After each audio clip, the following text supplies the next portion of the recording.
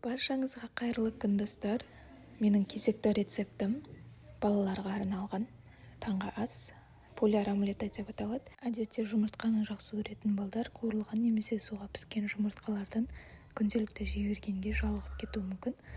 Сондықтан бұл таптырмас бір ерекше таңғы ас болады деп ойлаймын. Ең алдымен іске кіріспес бұрын менің каналыма тіркеліп, жаңа рецептерден қапы қалмас үшін қоңыраушаны басып қойыңыздар. Бізге керегі тек қана жұмыртқа мен бір шымшым тұз керек болады. Яғни щепотка соль. Жұмыртқаны сыртын жақсылап жуып аламыз. Сонан соң 2 ыдысты алып, бір ыдысқа жұмыртқаның ағын, бір ыдысқа жұмыртқаның сарысын салып, ақ пен сарысын бөліп аламыз.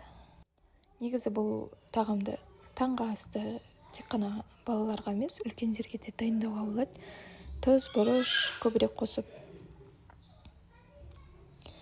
Осылай жұмыртқаның ағына сарысы кетіп қалмайтындай қылып мұқият ақ пен сарысын бөліп аламыз да, жұмыртқаның ағын венчикпен, яғни блендердің венчигімен араластырып, кішкене көпіртіп аламыз. Айтпақшы, видеомды соңына дейін қарасаңыздар, арнайы Ақтөбе қаласындағы оқырмандарыма бір пайдалы ақпаратпен бөлісетін боламын. Сондықтан видеоны соңына дейін қараңыздар. Біздің жұмыртқаның ағы, яғни белогымыз өзінің формасын ұстайтындай дәрежеде көпіртіп аламыз, ағартып. Сонан соң жұмыртқаның сарысын венчикпен шамалап қана араластырып жібереміз, біркелкі болғанша. Сонан соң қызып тұрған табамызға май құйып, кішкене ғана. Егер жабыспайтын болса табаңыз, онда май құймауларыңызға да болады. Бірінші жұмыртқаның сарысын құйып, жан-жағына дейін жеткізіп, онан соң үстіне жұмыртқаның ағын салып, тегістеп бетін крышкасын жауып, 8-10 минуттың көлемінде баяу отта бұқтырып аламыз. Не осылай. Көріп тұрғандарыңыздай, таңғы асымыз да дайын болды.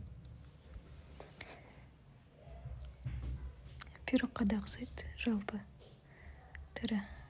Кескенде де мен балаларға ұнайтындай алып, пирог пішінде кестім. Олар торт деп мәз болып жеп алды. Жұмыртқадан жасалған торт деп. Міне достар, егер сіздерге рецепт ұнаған болса, комментарийға пікірлеріңізді қалдырып, лайк басып кетуді ұмытпаңыздар. Сіздер де жасап көріңіздер, еш қиындығы жоқ. Көріп тұрғандарыңыздай оп-оңай үйде күнделікті болатын бір жұмыртқадан ғана жасалатын керемет омлет. Балаларға да майлы болмайды, әрі тойымды.